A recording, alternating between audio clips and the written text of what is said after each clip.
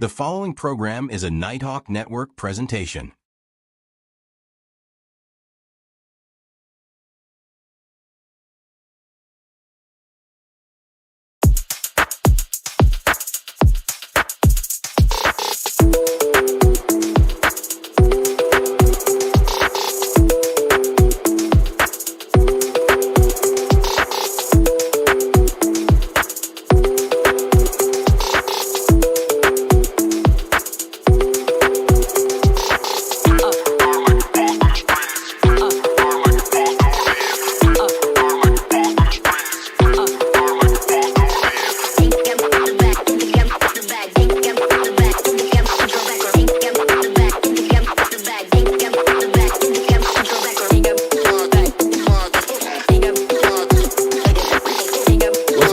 Happy holidays to everybody. It's time once again on Wednesday to talk sports on that show called the Guru Sports Session. You don't know what that is? Look, it's right there for you to look at. See what I'm saying? And of course, we can't have the Guru Sports Session without, let's see, me, y'all, and that dude right there. That dude, the Guru himself, Hugh Lee. What's happening, Hugh? What's good, E-Man? What's good, Not man? a damn thing. You know ain't nothing good today, bruh. Only thing good is the sports. So we're going to talk about it, and maybe we'll feel better. All right. I want to start off with it's not a surprise to me that UConn is still number one in the poll. I was surprised that Lady Huskies, baby. they had Texas with 8 votes. I was like, do you really feel like that was being disrespectful? That's one of the questions I wanted to ask, because we kind of figured they was going to be number one, but we kind of figured too that it's not going to be anonymous most times, or it's just like everybody's going to vote for them. You're going to give certain votes from certain other teams. And right now, I think that until you can beat UConn and prove you can beat them, they should continue to stay number one. All right. Now, you got the list there, right? Mm-hmm. Break down the top 10 for everybody right quick. Let me get that list right back together. The phone went black on you, boy. Because I definitely wasn't really too much complaining about the list, too, because I feel like the list is the list for the most part. I want to start off, and I want to say, of course, when it comes to the rankings, you got the number one is, of course, the Lady Huskies. Yeah, baby.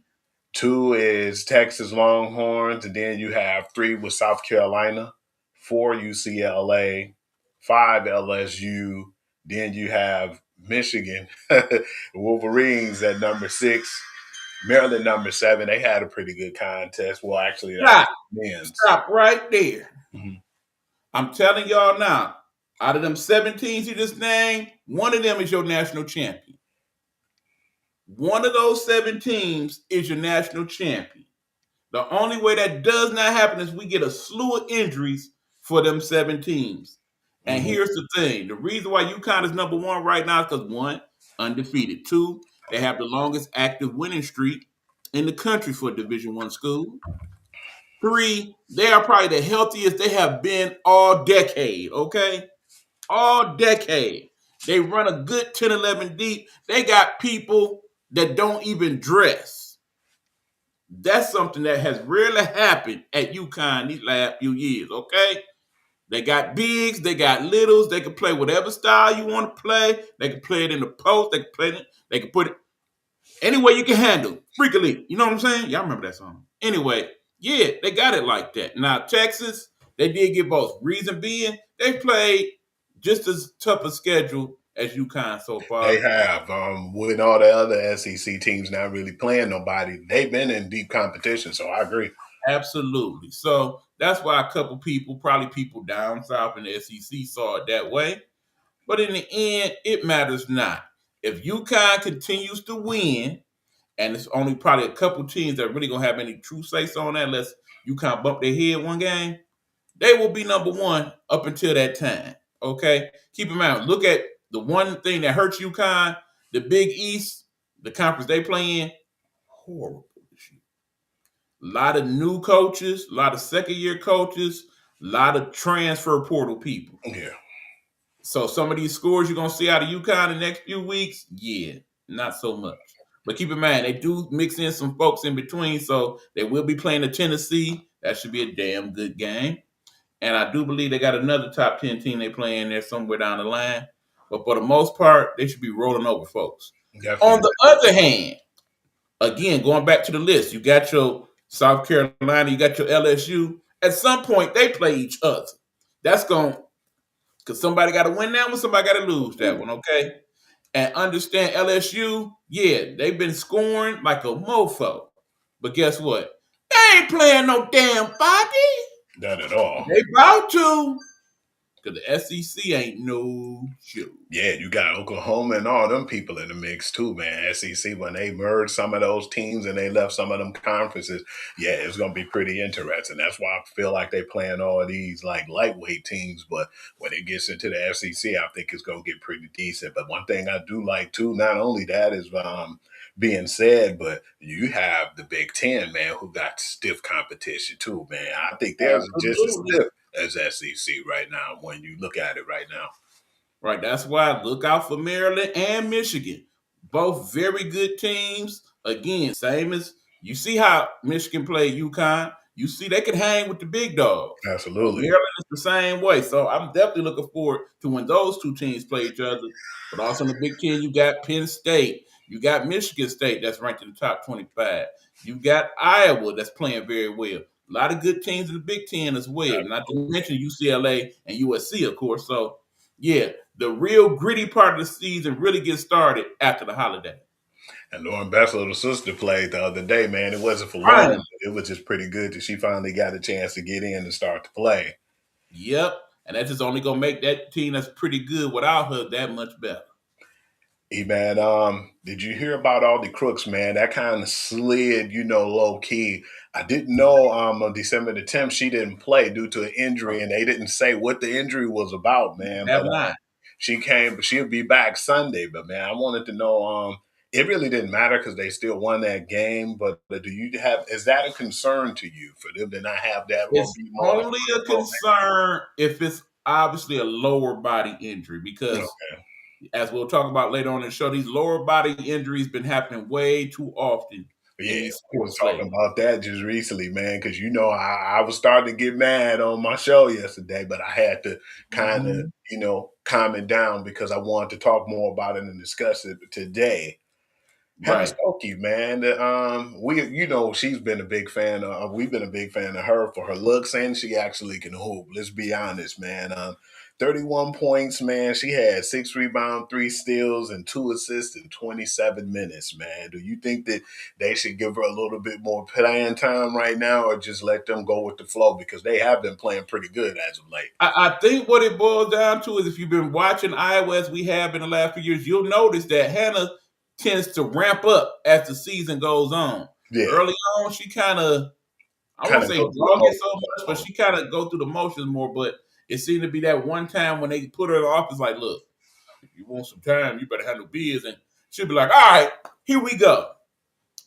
I mean, it's just crazy. Keep in mind, Hannah Stokey Jr. So, yes, she will be in that tremendous draft class next year, as in the 2027 draft, where you name it, they in there. Good And, draft.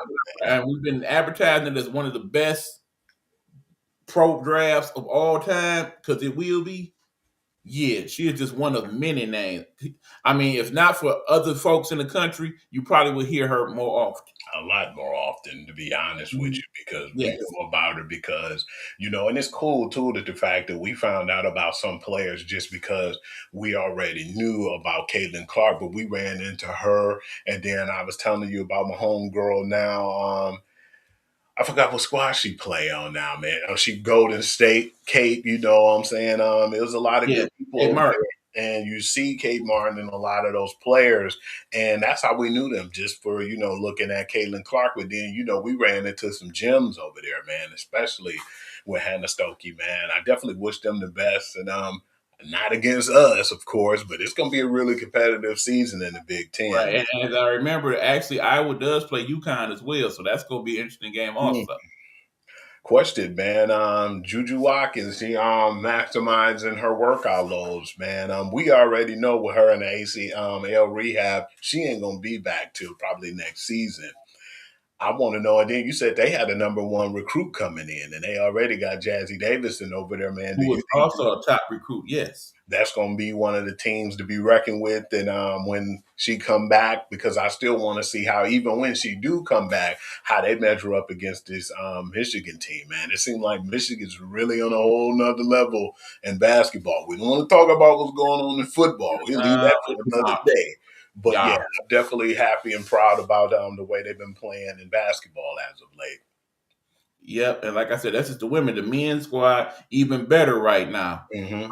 We'll get to that in a minute. But long story short is we got some good games coming up during the holidays. But January, if you haven't been tuned into the basketball, that's definitely the time to tune in. A lot of those SEC and Big Ten games will be on Fox and ABC and the like. So even if you don't have cable, you'll be able to check them on that.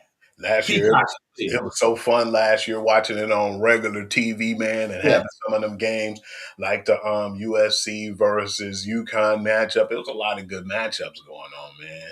And yeah, Absolutely. definitely a good time to be watching basketball, man. Right. Because Matter of fact, there's games. I believe I want to say Iowa actually plays UConn on Saturday. I want to say okay, that will be on Fox if I'm correct. I'll look it up. I'm about to check that right now. You just All to right. make So sure. while he looks that up, yeah, like I said, it's several teams, several players to check out. People we mention all the time, like McMillan for Penn State, for example. Oh yeah, You of course got our girl over there at LSU, the one and only. Tell them about your girl, man. Malaysia Fawali, man. That's my homegirl, man. I love her. Must see I love TV. her game, man.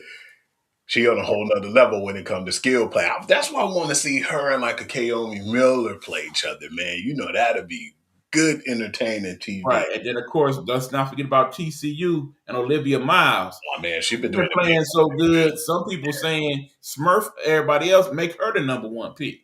Yeah, she's been looking really good, man. And she stepped her game up. I guess she felt like she wanted to do that so she could get more of the spotlight. Because, we already figured what happened with her and Hannah Hidalgo. And she basically felt like she was taking the back seat. And now she's making, like you said, she's making the case to be number one overall, man, especially a team who's looking for a guard right now. She definitely excelled by being in the spotlight by herself. In the way she helped elevate their game, man. Because you see how well she's been playing, the assist ratio, the scoring. She could do it all. But at the same time, she's not a selfish player. So that's what make her good. Because Hannah Hidalgo, it's like she really had to get off in Notre Dame and she was like hot whenever you feed her. If she has a tempo, she's going to stay with the tempo and push the ball, and she's going to take her shots. But Olivia Miles is a better distributor over there in TCU, and she definitely improved their gameplay. And understand, TCU probably would have been a pretty decent team without Olivia Miles. Mhm. But with her, it just enhances what they got going. I mean, the last couple of years, you got to give credit to the TCU coaching staff. They have definitely changed that program big time. Yeah, they definitely did, man. But Haley Van Lith going over there and just other people deciding to go to teams like that to where it's not flashy teams, but the teams are skillful, man. So, yeah, then we got a lot of people who left in the transfer portal as well and went over there with her too, man. So, yeah, that team definitely has something good going on over there. Right. Yes, you was right. It's going to be two really good games come on, man. It's going to be at like 11 a.m. Number 16 Louisville versus number 17 Tennessee. So that's going to be a good one. That's come on early. Like I said, if you like a high pace, up and down type of game, that's probably what you're going to get with that Louisville, Tennessee. And then you had the Iowa and UConn game at 1:30. So yeah, it's going to be a good game Saturday. Somebody to keep an eye on that has not been talked about enough, but starting to come into her own over there is this kid Bianca. Okay, she comes from a foreign country. I can't think Ecuador. Yeah, she's from Ecuador. She's playing for UConn. She's pretty much like the first person they bring off the bench now. Tremendous player, about 6'2", can shoot it from the outside. Great defender. Definitely look to see her do her thing on Saturday. Man, I want to talk about too, man. Like out of all the teams right now, this was going to be definitely a question.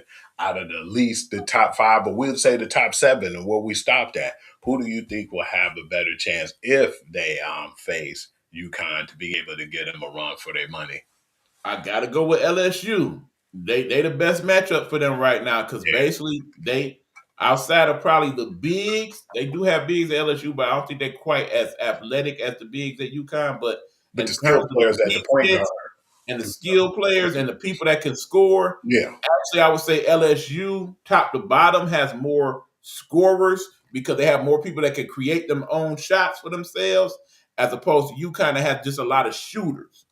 But because the system is so ingrained into the UConn players, it's really hard to get them out of what they play. Yeah.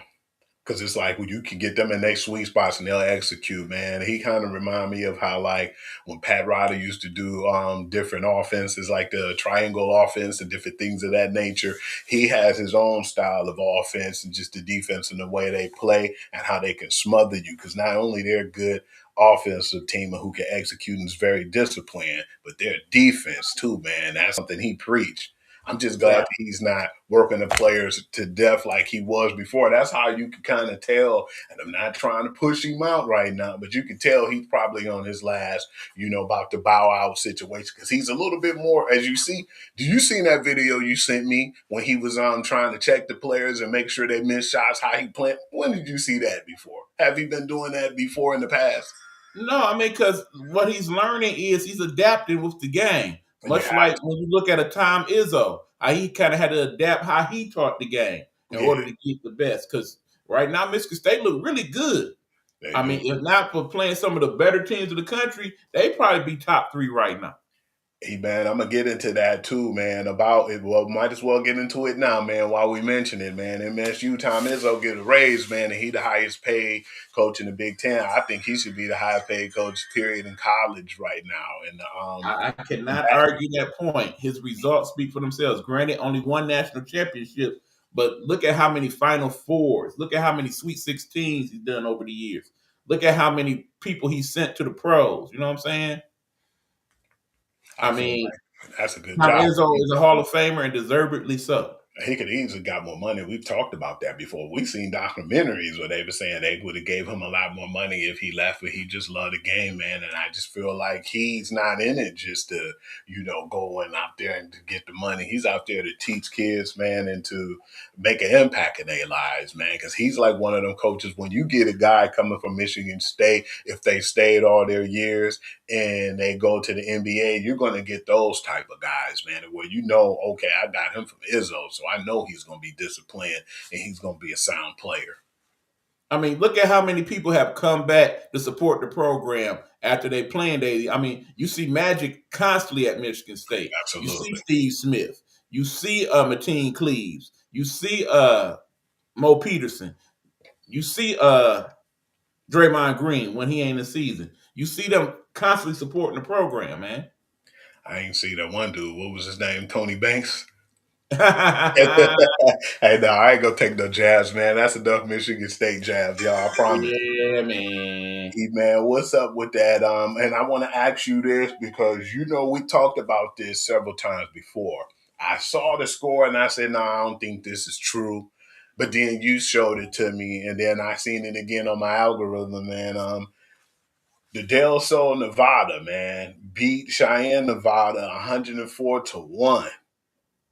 Is it still a code in sports, man? Like, do you really supposed to, like, I understand that you probably play your third, fourth, fifth string players or how many deep you are, but 104-1, man, that's a little too much, man. We've seen situations where people be so sensitive, man, that the teams that get fined and they do all types of stuff to try to punish these teams.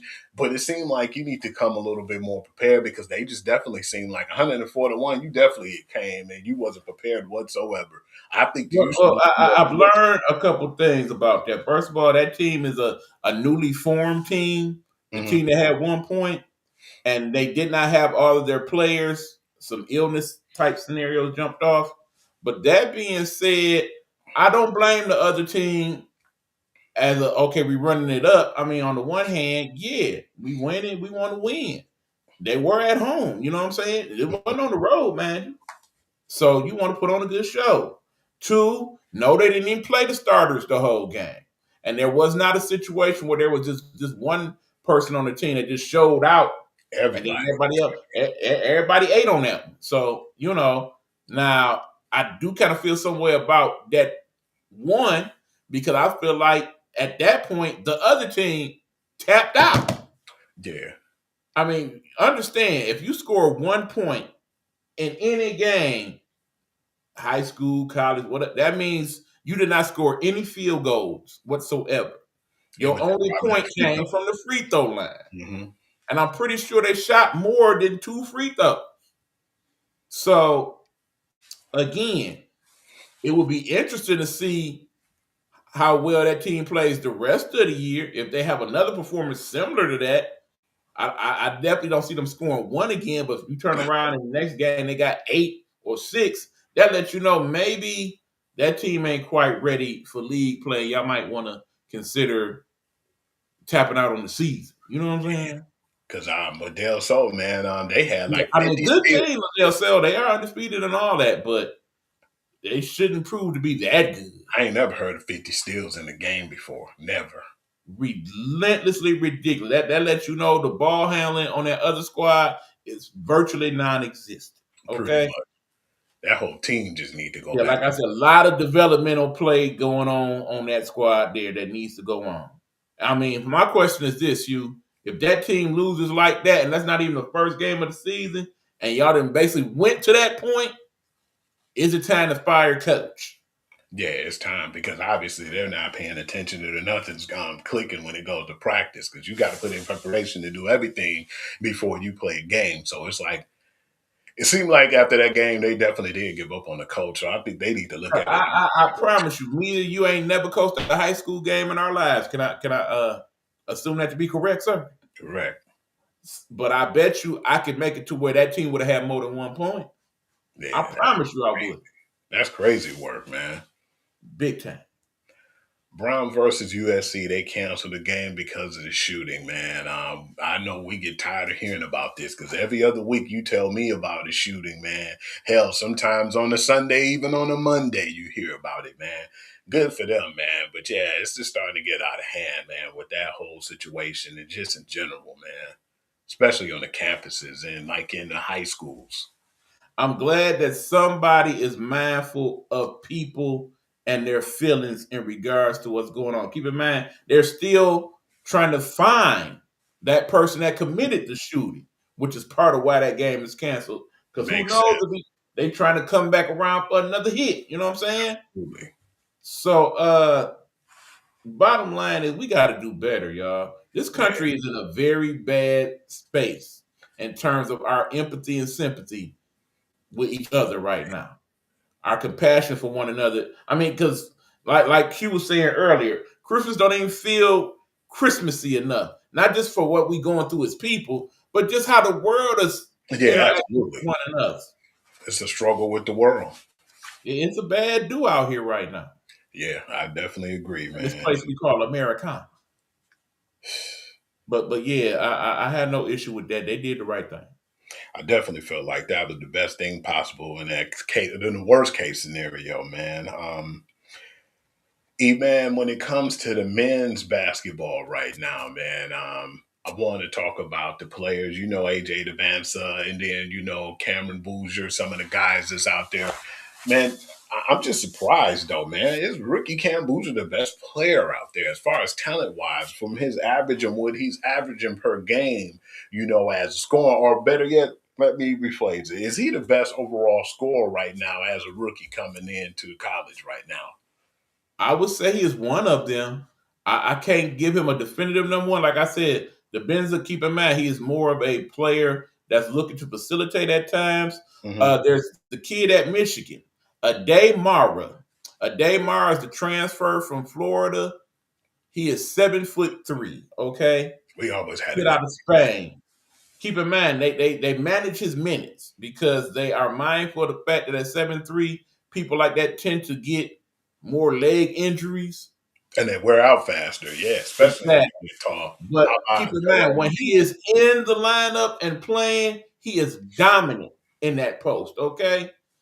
Could score with either hand, has the ability to come outside of the box and score from 10, 15, 20 feet.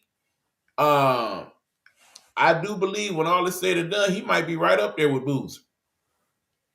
Yeah, because it's like, man, there's some good guys out there too who's been Right. Not to mention the other kid they got at Michigan. I forget his name. Transfer they got from UAB. He a pretty good scorer in his own right at 6'9". a guy who don't really get as much credit, man. He and I've been definitely looking at some games. You know how you laugh at me and you be like, you don't give a damn which football game on. You gonna watch it.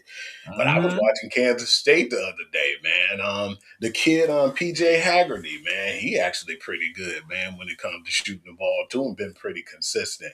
It's been some guys out there who I And haven't really that's the beauty of it. This year we got a lot of people. I mean, there's no truly dominant person like the Cooper Flag scenario last year. yeah, There's a lot of really good players all around the country. yeah. There's that guy Arizona that's playing very well. The kid from North Carolina, your guy. I Yeah, can't think Caleb Williams, yeah, he, he's a monster. he's playing well. He kind of You remind got me the of kid Taylor at, you Garnett. got the big guy at Purdue, 7'2". He's a good post scorer as well. You got that kid from Maryland. Michigan played Maryland the other night. He's Mhm. about 6'4". Yeah, he damn good He put in defender. work. They had me scared that first half, man. Right. And then I I like the mean, kid from Alabama too, LeBaron Philin, is that's his name? uh-huh. Yeah, Yep. he pretty decent. Definitely surprised mentioning them and like hoping right now too, but they've been pretty legit the last few years. Right. You got Texas with a good squad. Florida, it's all around the country. Of course, Gonzaga as usual. Yeah, I mean, that's what let me BYU, know how the good names we go on was. and on. After we beat the brakes off them, that's how I knew we was the truth, man. Because you always hear how good Gonzaga is, man. We love Right. Chet Holmgren. UConn got another good team this year Oh, on the absolutely. men's side. That was a The good game kid between them and Kerrigan, I BYU. think his name is. He about 6'11". He's pretty good big. You know, the kid Ball that plays for them. It's a lot of good play. Like I said, definitely this is a good year for college basketball for the men and the women. Yeah, especially I definitely can't wait to start getting to the point, like you said, in January when the games are on TV more, and When then we get more conference in play, more rivalries, February, that type of yeah. stuff. Once you get to the end of February, getting into March, you already know what time it be in March, man. Absolutely. All right, E man, I want to move on, man, and I want to talk about some other things now, man, and I want to get into like some of the college playoff games, because I want to briefly talk about Army Navy. Did you get a chance to catch any of that? I would say three things that caught my eye. One, I like how now they're starting to let them stylize the uniforms Oh man, every you year, see the and, Navy and they are helmets and very stuff? much collectors items. Both Army and Navy had some awesome looking uniforms. Yeah. What was that? I think it was Navy, the helmets, the The silver. That helmets was dope, man. man. That caught me. That caught my attention. That was Because at really first nice. I thought I had tuned into something different. I thought I was watching the bit like, damn, look at these unis. Oh, that's sweet Man, as hell. that helmet was one of the best ones I've seen, man. They knocked Right. on everybody's door with those helmets. The tradition too. Absolutely. I mean, it's just in this day and age of NIL and portals and college football kind of changing the whole landscape, it's nice to have some of the traditional college And that's football to look strictly forward to. traditional. They Them don't get guys no traditional than Army Navy.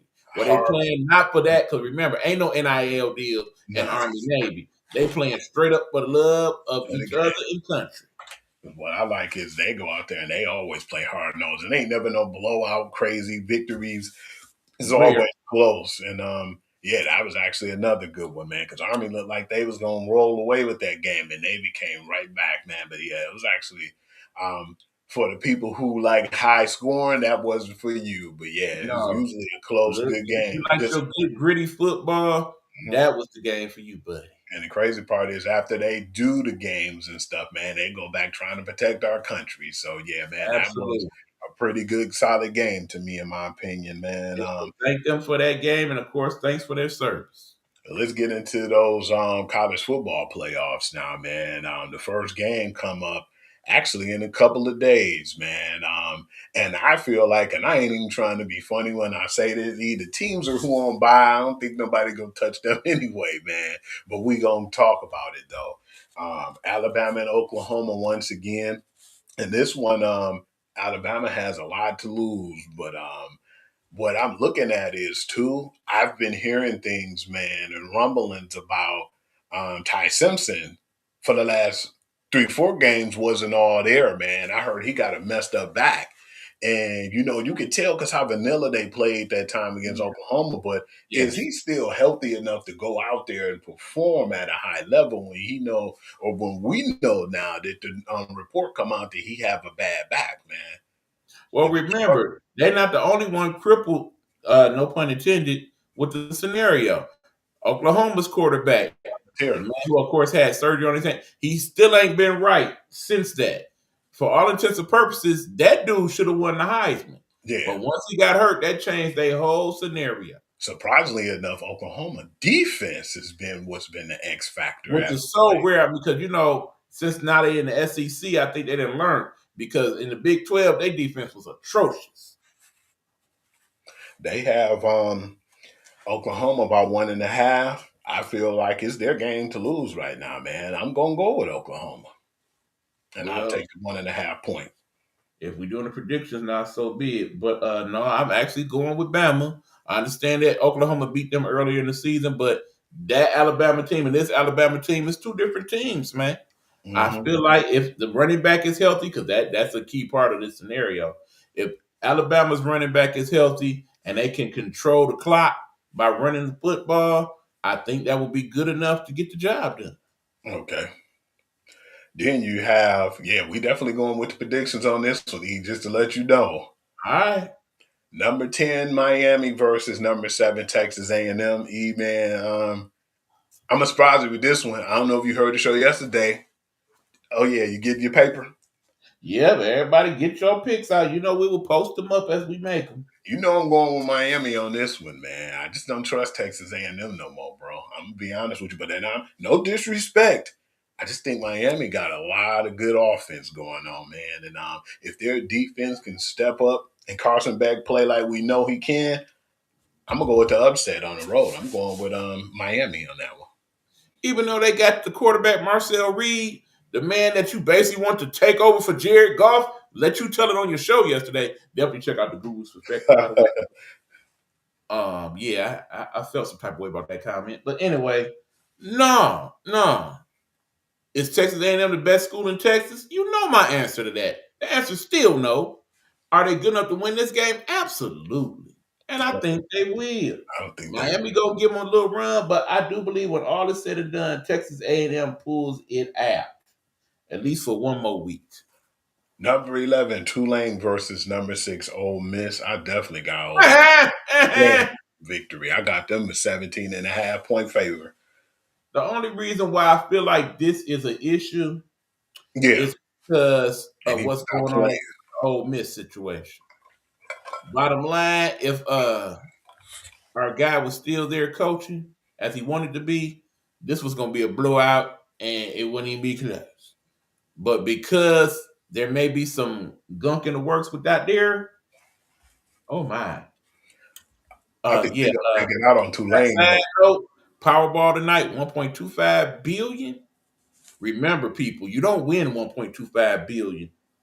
Even if you take the extended periods, the 30 years, you still ain't gonna get $1 billion, 2.5. They tax a good part of that money. But if you do take the lump sum, you're only getting 520 and some change, okay? To start with. I mean, only a 520 million sound crazy to say together.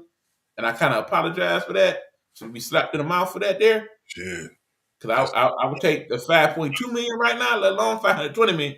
But again, that's before taxes, people. Mm-hmm. Before taxes. And speaking of which, little side note.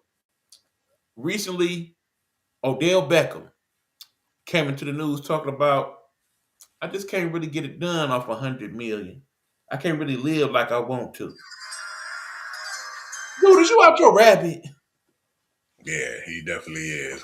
It was just insensitive for him to even make that comment, let alone if you honestly believe that. 100 million. You can't survive on that. Million. More than 100 people would make in a lifetime. Okay? Just crazy work. But okay, back to the games at hand. Yeah, Tulane, thanks for participating. Here's your participation trophy. Better luck next year. Even more funny a game. James Madison, number 12 versus. All right, come on. The only reason why we got to bring this up because it is the playoffs and they are in it. Okay, congrats to them for making it this far. No way on God's green earth are they winning this game. If they win this game, I could see them making it to the final. Not only am I going with Oregon, but I'm going over the 21 points they gave them. And I'm surprised the spread is that.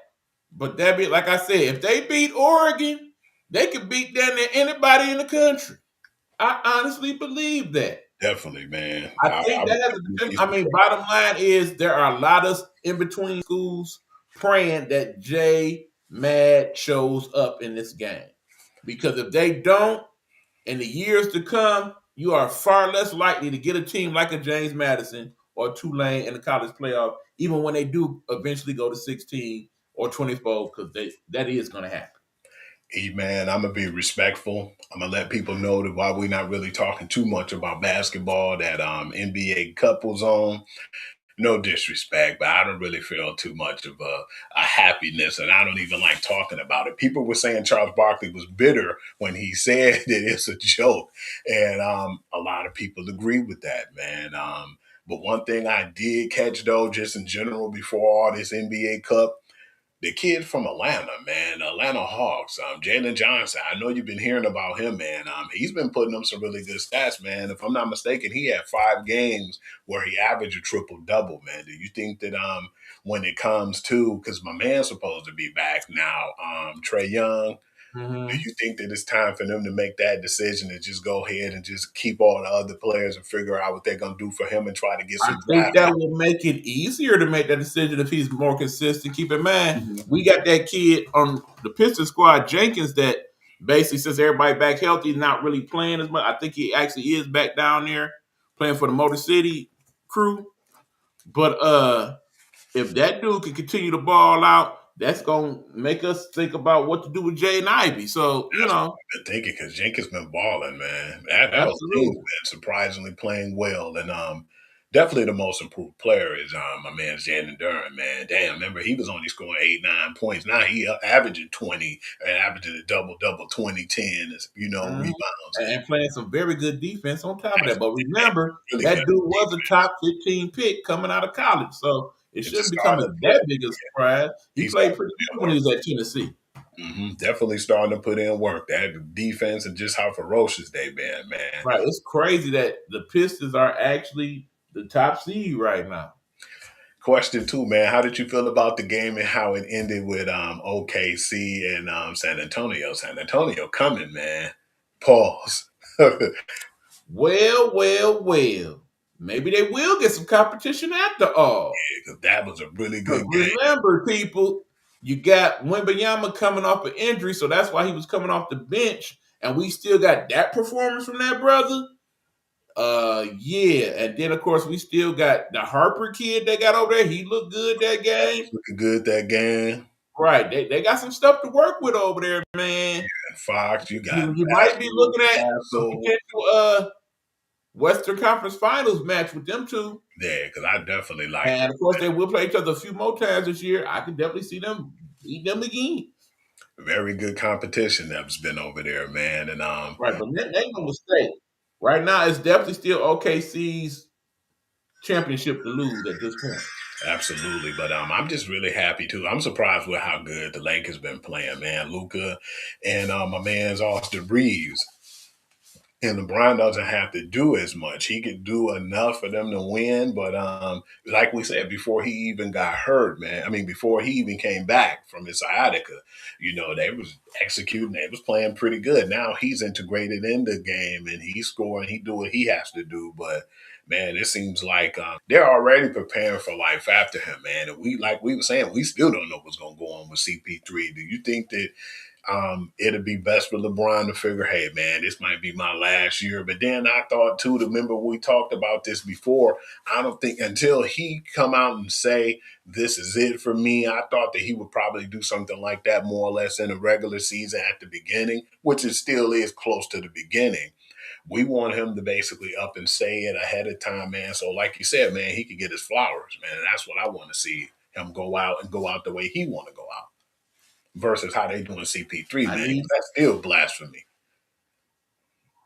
I need to say nothing else. You said exactly what I would have said, exactly the way I would have said it. I completely agree with the whole statement. All right, E-Man, we're going to talk about some of them Week 15 games, man. We're going to talk about the whole slate, the ones that matter. Before we do that, let's go ahead and get our commercial break in because we running through it this week, y'all, and I ain't mad at it. This is the Guru Sports Session. That dude right there is the Guru. I'm just his good old homie E-Buck. Stuff. But it's all good. We will come back after these words from the Nighthawk Network. Please tell me you know the motto. After 5+ years, y'all should. What's the motto, Hugh?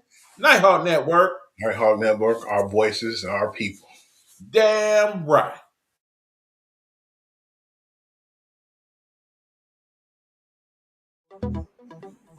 Hey, this is your boy E-Buck. And if you're looking for some great desserts, something sweet, something to treat yourself with, please check out my girl Caramel Sweets here in the Metro Detroit area. She can make desserts for your function, your event, or just for that special someone you want to give something nice to. So check her out. It's Caramel Sweets. You can find her on Facebook and Instagram.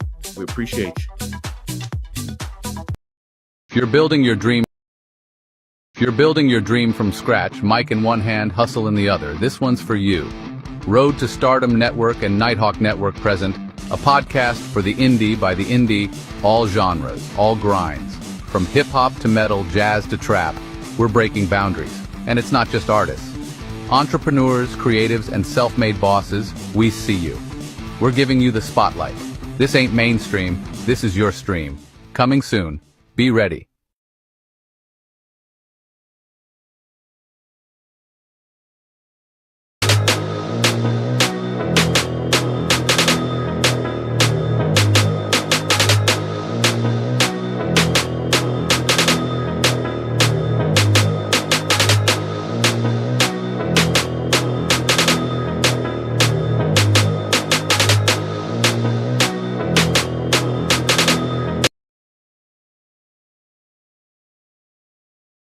Game on, watch me.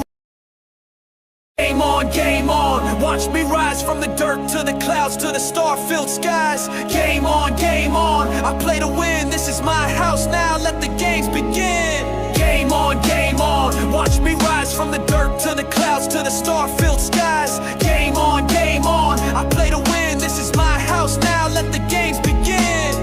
They threw bricks, but I built me a palace. Sharp in my mind, turned pain into malice. I'm a wolf in the jungle, a lion in the night.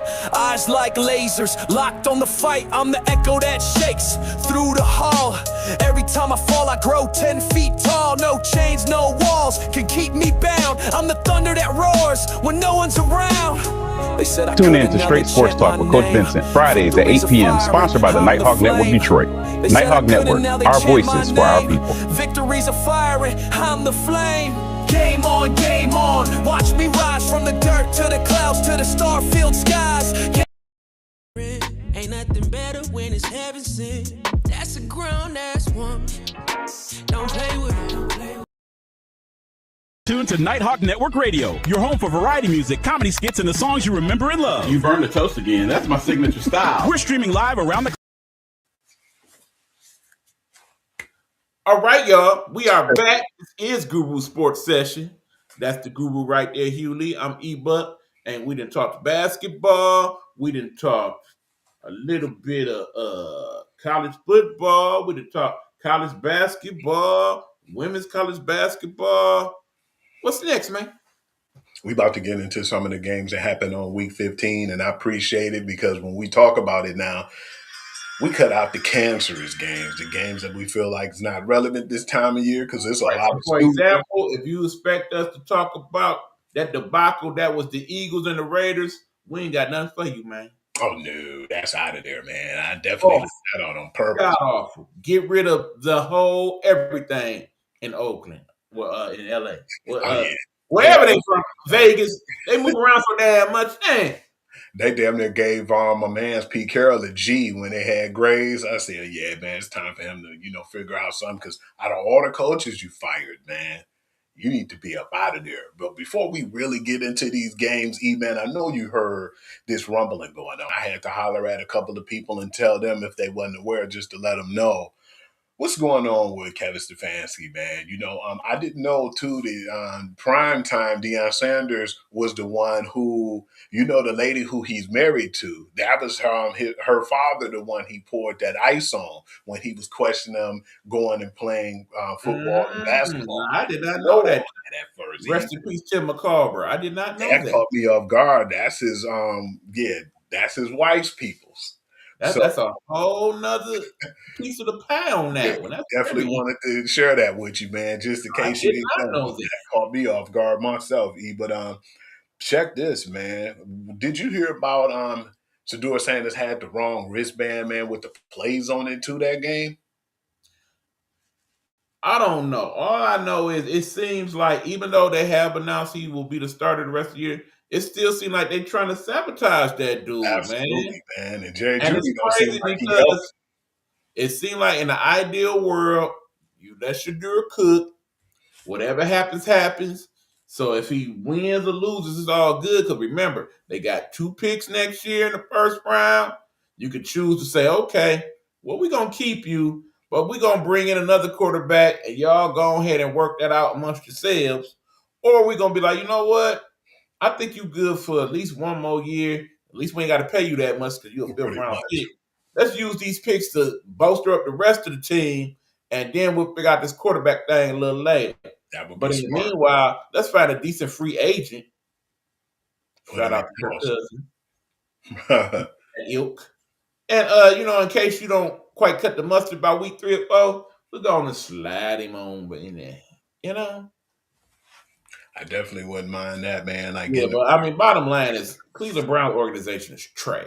Yeah, I don't think it's going to get any better. Like Jerry Jeudy seemed like he helping sabotage the team. He been playing so bad. No doubt. Okay, E, man. I want to talk about that Thursday night game, man. Did you see the replay? Did you see what happened? That was a better game than what I thought it would be. I thought the Bucs was just going to run over them because they had a lot of people coming back healthy. But at the same time, man, the Falcons played pretty decent that game. The pass rush was on. You still got a banged up Baker Mayfield, but everybody banged up this time of season.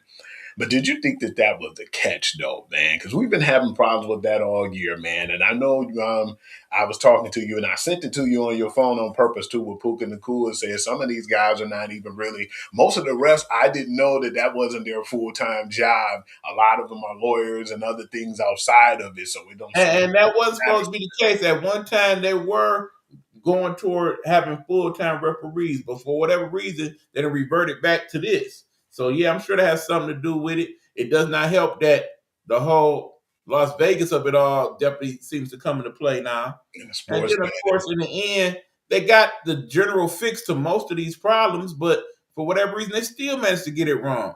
They have it now to where they automatically review certain plays in the booth, and they could call down like, no, y'all ain't do that right. That was that. But for whatever reason, they still managed to get a lot of these plays wrong every week. And, before last year, we was all saying, yeah, they cheating for the Chiefs. Now it seems like this year they cheating for everybody. Everybody, man. They don't care, man. They just feel like they look at it and they say, man, hey, this game is going to the point where it's a little bit too uncomfortable with us. This team is not a big market team. We don't want them to win. Let's start switching some of these plays and calls up. Because, for instance, in that game, Kyle Pitts didn't have the touchdown, man. I feel like it was like a fourth down play or a third or fourth down play? He caught the ball, and when he landed, his backside and his elbow hit at the same time. And that should have automatically been out of bounds. But they called it a touchdown, which I was surprised. I know Todd Bowles wasn't too happy. And like you said, I've never seen Todd Bowles like that ever in my life. Understand, he was scary when he's pissed off, man. I never seen him like that before. So, yeah. He wasn't just not happy with the officiating. He also just wasn't happy with his team's play in general. Yeah, because they were up 4 like they tapped out in that fourth quarter. Yeah, because they were up so big. He don't play that. No. So, yeah, I was disappointed in them, too, at this point. But at the same time, they got a gift because, we ain't going to talk about that game, but the Carolina Panthers did what the Carolina Panthers do. No disrespect, though, because the New Orleans Saints been beating teams that we thought they had no business, but it hit different when they play at home. It also hits different when they play in division. Absolutely. It seems that way. Mm-hmm. They match up well with a lot of them teams in their division. So on that part, Absolutely. the Bills and the Patriots game. Now, this is one where I looked at, and a lot of people were upset and saying the refs helped the Bills out in that game. I feel like at first, New England had the game and they had their foot on their throat. It seemed like they took off the gas and they wasn't as aggressive as they was in that first quarter, and that backfired on them. I felt like everything was hunky-dory till halftime. Mm-hmm. And then at halftime, my man was like, oh, y'all got me messed up. He went back in the locker room. You know who I'm talking about, of course, the quarterback. Josh Allen. That's correct. And put on his S and his cape. And it was a whole new ball game when he came out in the second half. Y'all must have forgot who I am. Absolutely. And when you think about it too, man, that's where I looked at that game and I was like, that's where the experience can take place, man, because we talked about it. We said if it was a snow game, it was definitely going to be Buffalo. But if it was like a game where it was fair weather, it could go any way. And at some point, it just got to the point where the momentum changed, man. And Drake May still had a chance to get them back and win that game in overtime, but he didn't. So, yeah, man, the Bills still got to fight for that division too, man. And I'm still kind of happy, even though I said New England was going to have a good season this year. But I'm glad because Bills is one of the teams that I felt like who can be in competition going to the Super Bowl. So I was right on both of those right now. But that 31-35 victory, man, I think it was just more or less like you said. They have the more talented team in New England. It's just I feel like Josh Allen wanted it more. Like I said, they had the biggest factor. Because in the end, come down to a close game, you need that one or two players that can change the whole momentum. Josh Allen is him when it comes to stuff like that. And my apology with the Falcons and the Bucks game. It was so messy. That final score was 29-28, and the Falcons pulled that one off. We're going to talk about the Lions versus the Rams game because I know a lot of people text me and they were pissed with that play when my man got the ball and then rolled into the end zone and they called it a touchdown, which it looked like that should have been a touchback, if anything. But the two plays that they seem to get wrong the most this year is the whole pass interference thing and the whole completion of the catch. And you know, as Lions fans, we definitely feel some type of way whenever we see that. Absolutely. Because we here call it the Calvin Johnson rule with the completing of the catch. Because a lot of people been pissed, man. And, you know, they asked me, and I'll be honest with them. I said, man, the way they're playing right now is making me nervous because they're very inconsistent. But at the same time, that game, it took the life out of the Lions at a certain point, man. And I just feel like we were right, Ian. It ain't like we should be ashamed of that. We thought that the Rams were the better team, and the better team won at this point. That's my opinion. What are your thoughts? I don't blame that to inconsistency at all. They played a better team. And for once, the Rams actually had some good home momentum. I look in that crowd, you ain't see as many Lions fans as you thought you was going to see. Rams crowd actually showed up for that game. And that definitely helped in their momentum. The one positive thing I got out of that, if the Lions can step up and play like that on a regular, that I was happy. But we don't ever see that consistency week in, week out. And again, it's not about the consistency for me. It's the fact that defense is hurting. Yeah. Because in the end, 28 points will win you most NFL football games. Okay? The problem is we gave up the 40. Yeah, because you know the person who I'm always seeing on or always getting cooked or on the toaster highlight is Amik Robinson, man. I think that one, and I ain't trying to be funny when I say this, I don't think that was a good draft pickup. I mean, free agent pickup, man. Long story short, he could contend with certain players in the league, the JJs of the world, but when it comes to some of the better receivers outside of him, yeah, he get beat up pretty bad. I mean, they list him at 5'9". That brother ain't no damn 5'9". Yeah, he probably about my height, maybe smaller. He a good 5'7", I would agree. And he be getting baked and cooked like toaster pastry, no doubt. But he ain't the only one. Yeah, and that final score was, I feel like it was too little too late for the comeback, but let's be honest, that final score was pretty much 24-41. That was just like a grace period touchdown they got. Pretty much. I mean, like I said, that score would have won them most football games. All that being said, would not be surprised if the Lions went out.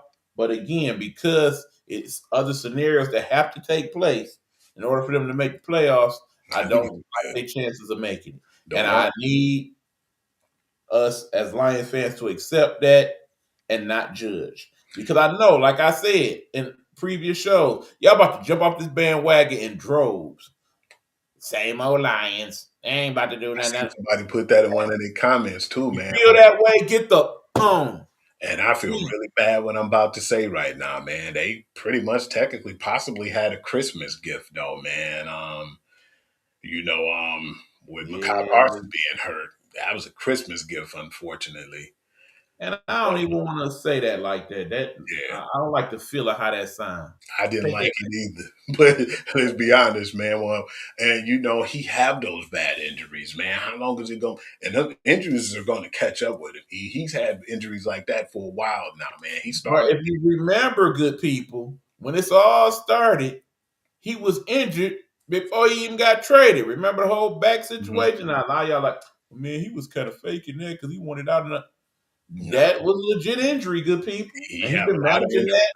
And again, when we get to this time of year, because Hugh has addressed that on his show with the whole turf and all of that, but you also got to remember this time of year when you got places like Green Bay and Chicago that actually do play on grass, that damn ground hard as book when it get cold, okay? Like ice. Remember, that's what caused my man's to ended up he was already on the crossroads of his career, but I don't know if you remember that game when it was so cold in Green Bay. I think it rained and then the turf came in the ice and somebody tackled Favre so hard, man, and when he fell and hit the ground, that ice was coming up off that turf. After that hit, that was lights out for that guy, man. So, and it wasn't even turf, my bad. It was grass that happened. Right. So, yeah. I mean, like I said, it wouldn't even be right if Green Bay didn't play on a frozen tundra, but it probably ain't in their best interest. It's definitely not in the best interest of the league if they make the playoffs that some of them playoff games end up in Green Bay. Like I said, fortunately, this week around the country, the weather ain't going to be nearly as bad as it was this particular Sunday. But that being said, January, who knows what we get. We're going to step into the Chargers versus Chiefs games, and that's another one I wanted to talk about when it comes to the turf, because when he tweaked his knee, I was like, man, they should have him out of the game now, man. But Patrick Mahomes, being the warrior he wanted to continue. And then you seen him, man. I was like, when he fell to the ground, I was like, man, nobody was near him, man.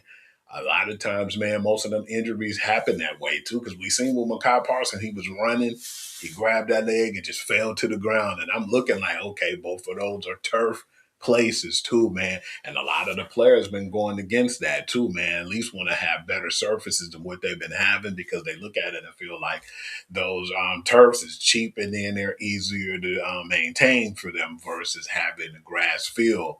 And so, yeah, it's been really hard to see that, man, because we had like so many bad injuries this year because of that too. I mean, bottom line is ACL, MCL. Yes, he's already got surgery, but we're looking at a 9 to 12 month rehab. Think about Juju Watkins, for instance. She chose not to play at all. A lot more running goes on in basketball. I get that, but you can't beat Patrick Mahomes if you can't scramble. Plain and simple. Absolutely. Part of why everybody say, yeah, I'd rather have Patrick Mahomes than any other quarterback in the NFL is because not only his creativity and his arm strength and his different arm angles, but because he can scramble and make something out of nothing. Without his ability to do that, particularly with the O-line that's just not quite up to snuff, I hate to tell y'all this family, and I mean my actual family, but y'all dynasty is over. It's over because in an ideal world, you should not play Patrick Mahomes until he is fully 100% healthy and you can protect him or he can protect himself. At that point, I'm looking at mid-season next year at the worst. 2, Travis Kelce. I'm sitting here watching him talk about his podcast. I see his face. He's done, y'all. This is it. And then you got, like you said, Andy Reid. He getting up there, man, and it's about. I also think will be done. I can see him coming back for one more year, but after that, Andy's done. I don't see him being back after next year. And the bad part about it all is simply this: when you look at, okay, well, we could just go get this person, that person, second highest salary cap in the league outside of the Dallas Cowboys, Kansas City Chiefs. Quarterback makes second most money in the league outside of Dak Prescott. They don't have the money to do these things, people. Even with Travis Kelce off the books, that still ain't gonna free up enough money to make things work. Okay. Check this out too, E. You know, somebody said that they feel like ever since Eric Bieniemy left that they haven't been the same creativity wise. What are your thoughts on that? I think that's BS because in the end, he was not the mastermind of that offense. You know that. So that's why I was thinking, like, man, are you just really trying to give this man credit? Because when he went to Washington, he wasn't all that, you know. Right, because and he offense coordinator, UCLA, one of them schools. And they ain't bottom line is, you don't hear his name because wherever he at, they ain't doing that much. Yeah, and it was an ugly score in that game, too. That final score was like 16-13. It matters not because Chiefs are done, and it's crazy when you think about the fact that they've been to 5 of the last 6 Super Bowls. They done won 9 consecutive AFC Championship games. I mean, they at least been in them. So, I mean, it's crazy to think what they have accomplished, and most teams would be happy with that. You know what I'm saying? If we could sit here and be like, yeah, our Lions have been to 5 of the last 6 Super Bowls, but we ain't making the playoffs this year, I ain't even tripping. I ain't even mad. We'll take half of that and be happy. Because think about Kansas City 6-8, they ain't even make the playoffs, man. They're already, and the season's not over with. They still have a fighting chance with a little help with the Lions. It ain't happening. It ain't happening. I ain't trying to give you no false hope like that. It ain't happening. I'm glad you mentioned that. Because you know, in the season over, I'm going to do my review at the end, man. I'm not saying I told you so, but that grade I gave their draft, and I still stand by that. That D. Well, I'm not going to say nothing else. I just leave it at that. Yeah, I didn't pick them to win the Super Bowl, did I? No, but I think that draft was good. Go to the Super Bowl, did I? No, I did not. But that draft was kind of suspect too. It's starting to seem like it's a little bit more arrogance in these drafts. Well, keep in mind they'll have better picks to work with next year because they'll have higher draft picks. They'll be higher in the draft. So hey, and they will need those picks. Absolutely, every one of them. Don't give up nothing. We're gonna talk about that Packers and Broncos game. Now, I told you this was gonna be it was gonna hit different being in Denver. I kind of felt like that was going to play a little bit into this, but I was a little bit more shocked than usual on how they put up them points, man. Bo Nick stepped up in that game. Courtland and Sutton stepped up. The guys who should step up.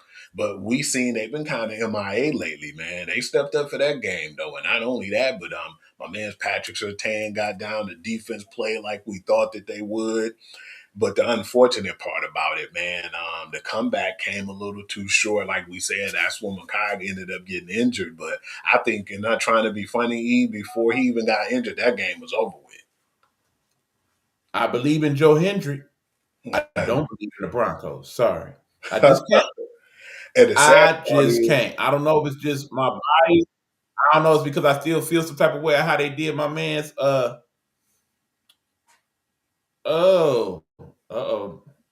Russell Wilson. Yeah. I don't know if it's just because I just not feeling shine after all that stuff he went into Denver talking about the lab. I just don't care for him the same anymore. And you know, I never felt shine, man.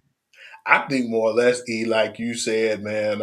But the thing is, what I've noticed is the offense not so much, man. That defense is what I respect. And I believe that that's the one reason why they're doing what they're doing. Because without that defense, or if that defense was like a regular okie doke C, B defense, they wouldn't be in the position they're in right now. A lot of it goes to that defense and some of the free agency moves they made. I mean, because it's crazy. Because right now, based on the fact that, Buffalo gonna make it to playoffs, and Patriots is in, Broncos. And Denver is in. Mm-hmm. After that, we probably got San Diego. Well, they always gonna be San Diego. I'm sorry, but the LA Chargers. I mean, I don't know who's winning. out the AFC. I honestly don't.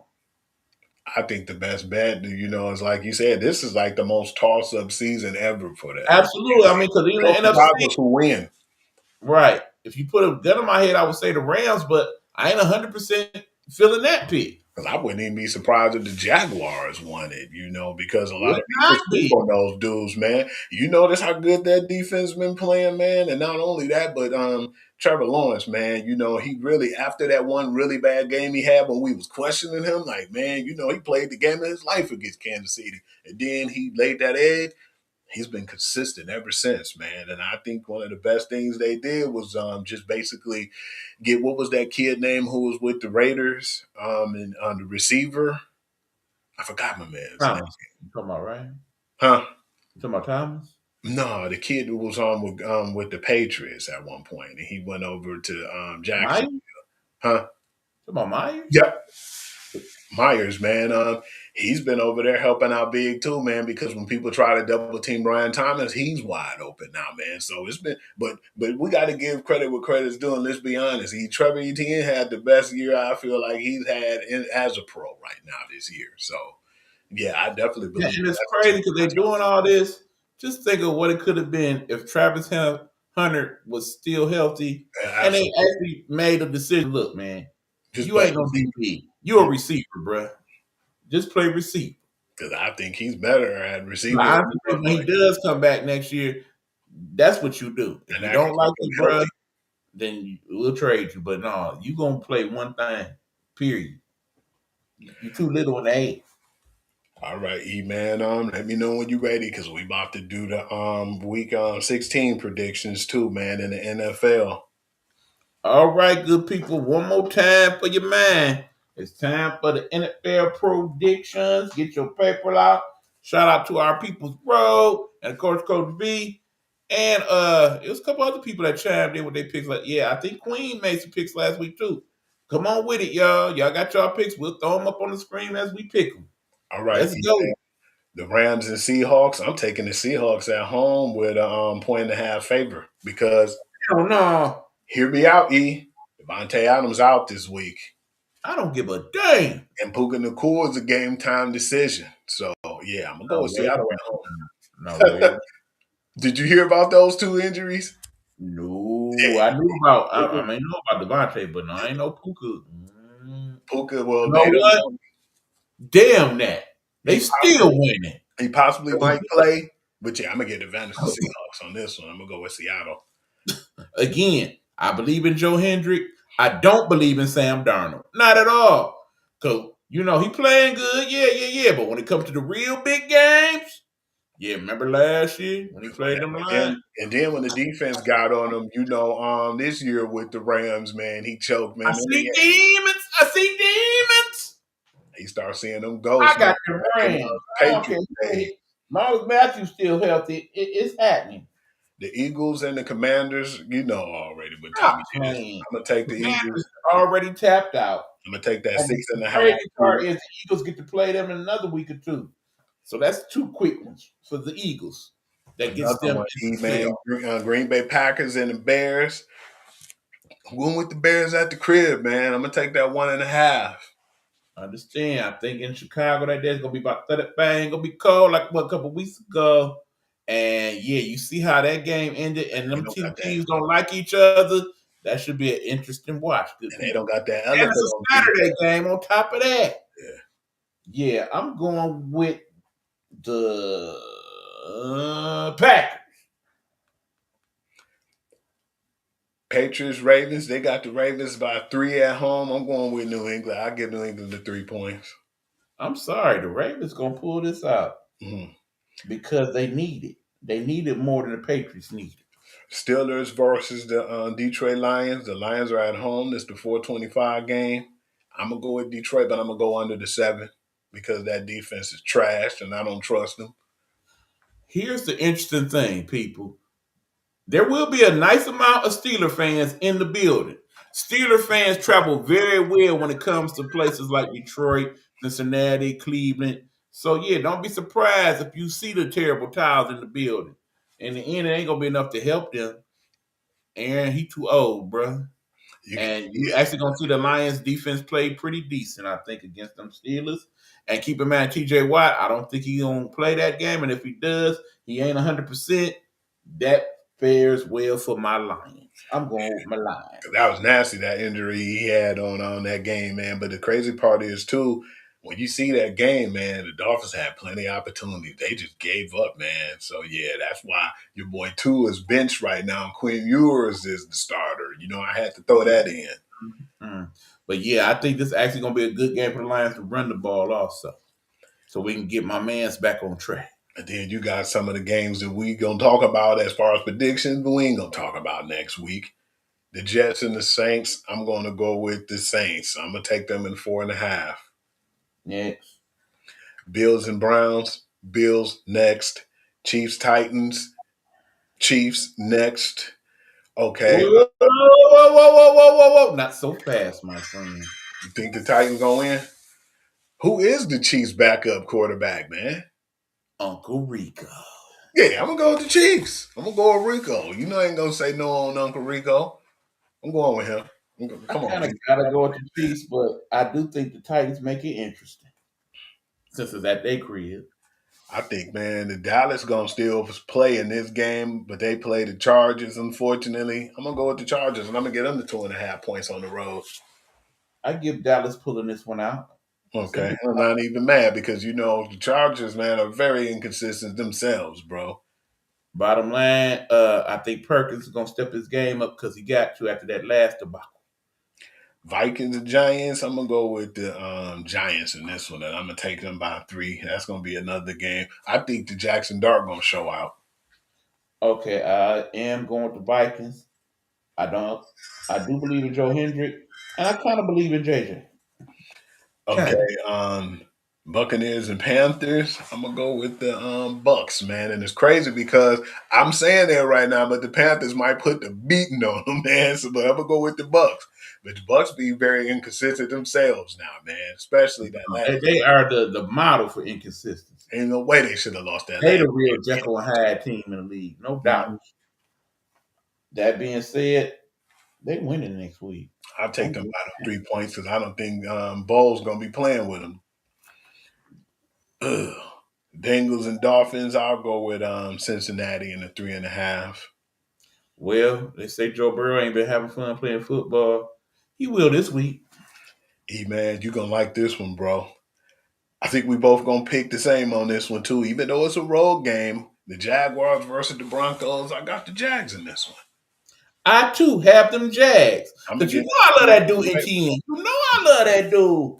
They just been on a whole nother level, man. Liam Cohen really stepped up his game. I think that's the best decision he made because they wanted to pay him the money to stay, to be an offensive coordinator, but he ended up leaving. And when he did that, that was the best thing he did, in my opinion.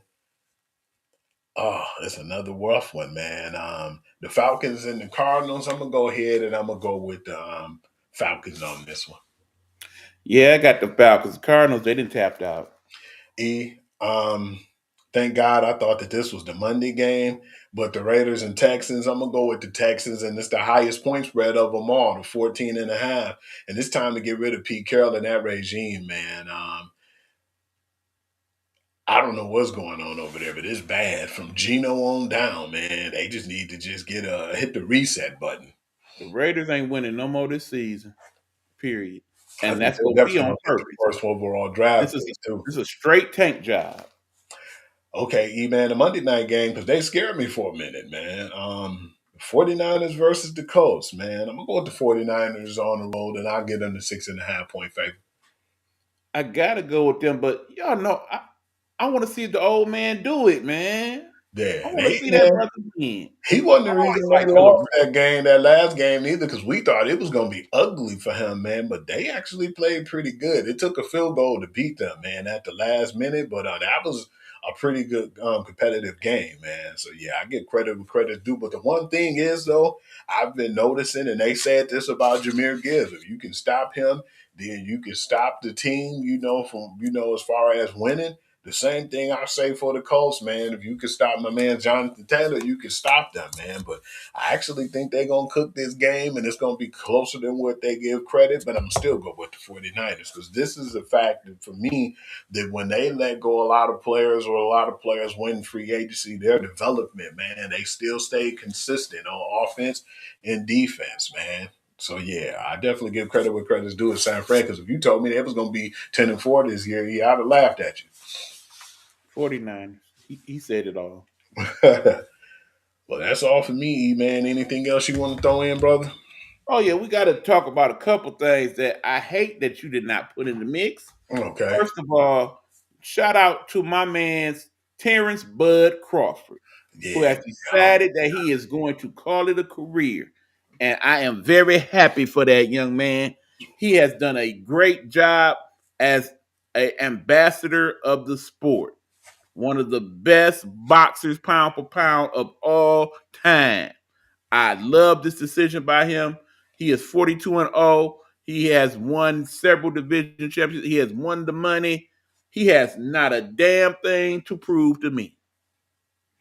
Definitely after the Canelo fight, man. I thought that that's where it was going to possibly end, but at the same time, too, I think that he wasn't too happy to the way they handled that with his belt. But I felt like he had that on his mind for a while now, especially after the Canelo fight, because it wasn't even really as close as people said it was going to be. And he went up in all those weight classes, man.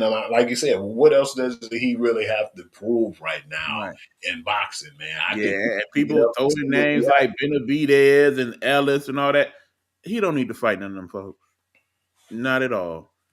Bottom line is, this boxing, y'all know what it is. Yeah. He retired for 9. Okay? The money right here, definitely, reconsider. But I'm hoping he wanted them to say, I don't give a smurf about the money. I'm good. Yeah. Man, he still live in Nebraska, for God's sake. You ain't got to be paid to live in Nebraska. No. Nebraska, mind you. But you still got your faculties. Just go right up into the sunset, be a father to your sons. And that being said, if you got to have your taste for boxing, I think you will be an excellent boxing analyst. I think you'll be an even better boxing trainer. As you know, when he ain't boxing, he has been helping some of the young people. And also, he has been working in the camp of Clarissa Shields. So I would like to see him in that space more. Because obviously, he's done a great job with her as well. And financially, like you said, he ain't really have too much to even worry about, man. He ain't hurting for nothing. It's time where he can go off into the sunset and just train some of the younger people. And like you said, Clarissa Shields, man, she a problem herself. So, yeah, I definitely feel like it was the right timing for him, man. Right. You're future boxing Hall of Fame where people will remember your name. Nothing else to prove to me. So, yeah, congrats to that brother. And to be honest, looking at Earl Spence, I think you should follow suit and retire as well, because you are not the same, sir. If you were, you would have had a fight since that fight, and you haven't.